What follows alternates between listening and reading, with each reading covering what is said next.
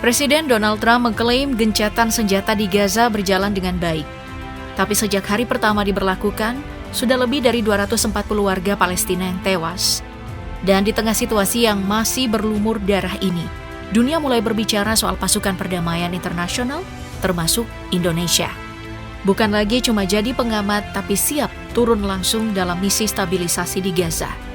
Pertanyaannya, apa yang sebenarnya sedang disiapkan Indonesia? Dan seberapa besar taruhannya?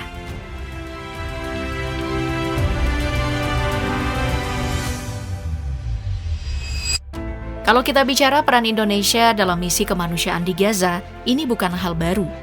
Indonesia sudah punya riwayat panjang dalam memberikan bantuan kepada rakyat Palestina, baik itu lewat diplomasi, bantuan finansial, hingga pengiriman logistik ke wilayah yang porak-poranda akibat perang. Bahkan di masa-masa paling sulit, Indonesia tetap hadir. Bantuan dikirim lewat jalur udara, melibatkan TNI yang bekerja sama langsung dengan Angkatan Udara Kerajaan Yordania. Ada pula bantuan lewat konvoi truk yang melintasi perbatasan, berkoordinasi dengan organisasi-organisasi PBB. Dan di sisi lain, dana kemanusiaan disalurkan ke berbagai lembaga internasional yang fokus menyalurkan bantuan bagi warga Gaza. Tapi sekarang langkah Indonesia tidak lagi berhenti di tahap bantuan. Presiden Prabowo Subianto menegaskan komitmen kuat Indonesia dalam mendukung proses perdamaian untuk Palestina. Bahkan jauh sebelum adanya deklarasi bersama di KTT Mesir soal gencatan senjata dan pembentukan pasukan keamanan internasional, Prabowo sudah menyatakan kesiapannya mengirim hingga 20.000 pasukan perdamaian. Sinyal ini semakin jelas saat Menteri Luar Negeri Sugiono hadir dalam KTT Istanbul, sebuah forum yang diinisiasi Turki untuk membahas langkah-langkah konkret memperkuat gencatan senjata. Dalam forum ini, Indonesia menyampaikan kesiapan penuh untuk berpartisipasi dalam misi perdamaian di jalur Gaza, bukan sekadar simbolik, tapi dengan struktur dan komando yang siap digerakkan kapan saja. Menariknya, Indonesia bersama Azerbaijan disebut sebagai dua negara yang berpotensi memimpin pasukan stabilisasi internasional. Dan kabarnya, sudah ada lampu hijau dari Israel untuk Indonesia memimpin misi penjaga perdamaian. Kenapa? Karena Israel menilai Indonesia sebagai negara Islam moderat yang secara geografis juga paling jauh dari konflik Timur Tengah, sehingga dianggap lebih netral dan dapat diterima semua pihak. Selain itu, Indonesia juga punya rekam jejak panjang dalam misi penjaga perdamaian dunia, mulai dari Kongo, Sudan Selatan, hingga pasukan sementara PBB di Lebanon, di mana Indonesia juga punya sejarah kerjasama keamanan secara tidak langsung dengan Israel.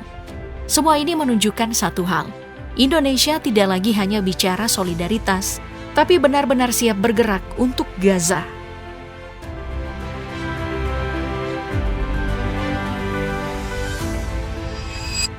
Tapi kesiapan Indonesia ini tidak bisa langsung dijalankan begitu saja. Semua masih menunggu mandat resmi dari PBB dan kesepakatan komprehensif dari berbagai pihak yang terlibat dalam konflik Gaza. Saat ini, Amerika Serikat tengah mendorong sebuah resolusi Dewan Keamanan PBB yang akan memberikan kerangka hukum bagi negara-negara yang mau bergabung dalam pasukan stabilisasi internasional.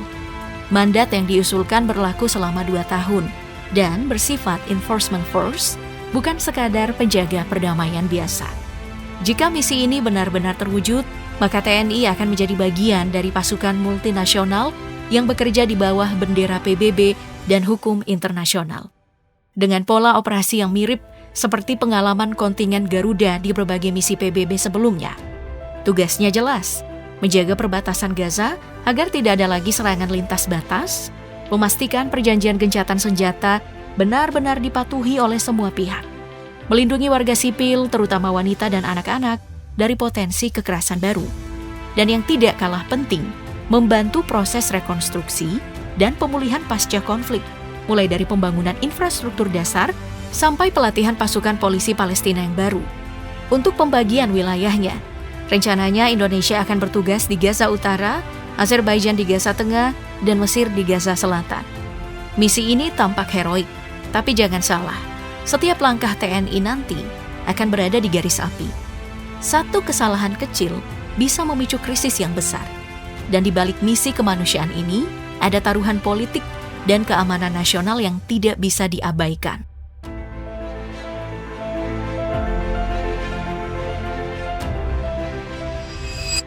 Tapi langkah besar ini juga membawa konsekuensi politik dan keamanan yang tidak bisa dianggap remeh. Keterlibatan aktif Indonesia dalam misi perdamaian di Gaza akan memperkuat posisi diplomatik Indonesia di mata dunia.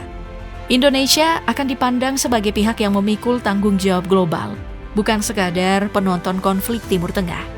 Tapi di sisi lain, taruhannya sangat besar. Gaza bukan wilayah yang benar-benar damai. Ini adalah zona konflik aktif, dengan permusuhan yang terus berlanjut dan puluhan faksi bersenjata yang sulit dikendalikan.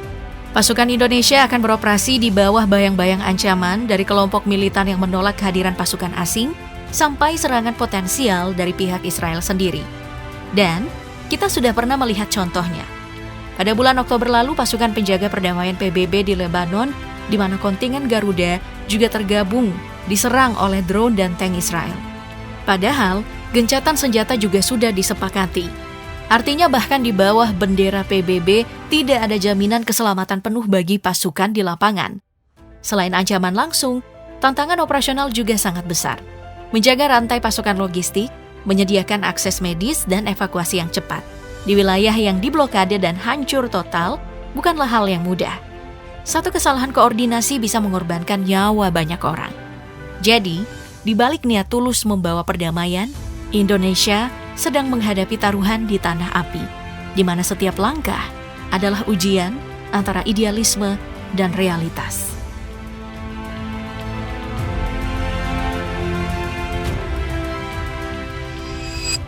Kondisi di Gaza saat ini masih jauh dari kata tenang. Meski Donald Trump mengklaim bahwa situasi di sana sudah stabil dan gencatan senjata berjalan dengan baik, kenyataannya data di lapangan berkata lain. Sejak gencatan ini diumumkan, lebih dari 240 warga Palestina tewas akibat serangan udara Israel. Jadi, apa arti gencatan senjata jika roket dan bom masih berjatuhan? Apa arti damai jika anak-anak dan perempuan masih jadi korban di tengah reruntuhan? Klaim ceasefire berhasil ini tidak benar-benar menghentikan kekerasan. Israel tetap melancarkan operasi militer terbatas dengan alasan memburu kelompok bersenjata. Sementara warga sipil Palestina yang seharusnya dilindungi oleh kesepakatan itu terus kehilangan nyawa dan tempat tinggal. Dalam tahap-tahap selanjutnya, rencana yang didorong Trump mencakup penarikan pasukan Israel dari Gaza, pelucutan senjata Hamas, dan rekonstruksi wilayah Palestina yang porak-poranda. Tapi tanpa jaminan keamanan yang nyata, rencana ini sulit berjalan mulus. Dan disinilah pasukan internasional, termasuk Indonesia, akan dihadapkan pada dilema besar, bagaimana menegakkan perdamaian di tempat yang bahkan tidak pernah berhenti berperang.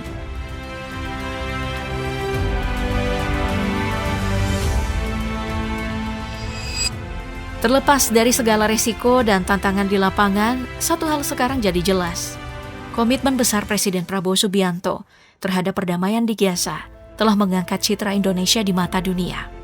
Langkah berani Prabowo untuk menyatakan kesiapan Indonesia mengirim pasukan perdamaian dinilai sebagai bentuk nyata kepemimpinan global, sesuatu yang jarang ditunjukkan oleh negara berkembang. Indonesia kini mulai dilihat bukan hanya sebagai negara besar di Asia Tenggara, tapi juga aktor penting dalam upaya perdamaian internasional. Kehadiran Prabowo dalam konferensi tingkat tinggi perdamaian Gaza di Mesir, serta partisipasinya dalam sidang umum PBB, memperkuat posisi Indonesia sebagai negara yang berkomitmen mendorong solusi politik dan kemanusiaan. Langkah ini membuat Indonesia tidak lagi sekadar penonton, tapi penentu arah sejarah perdamaian Gaza. Beberapa pemimpin dunia, termasuk Presiden Amerika Serikat Donald Trump, dikabarkan memuji keberanian dan konsistensi Prabowo dalam mengambil peran ini. Sebuah pengakuan langka yang menandai babak baru diplomasi Indonesia di panggung global. Dan jika misi ini benar-benar terwujud, maka untuk pertama kalinya dalam sejarah modern, Indonesia akan memimpin perdamaian di wilayah yang paling sulit di dunia. Maka, langkah Indonesia di Gaza bukan sekadar misi kemanusiaan. Ini adalah ujian kepemimpinan dan keberanian di tengah dunia yang terpecah.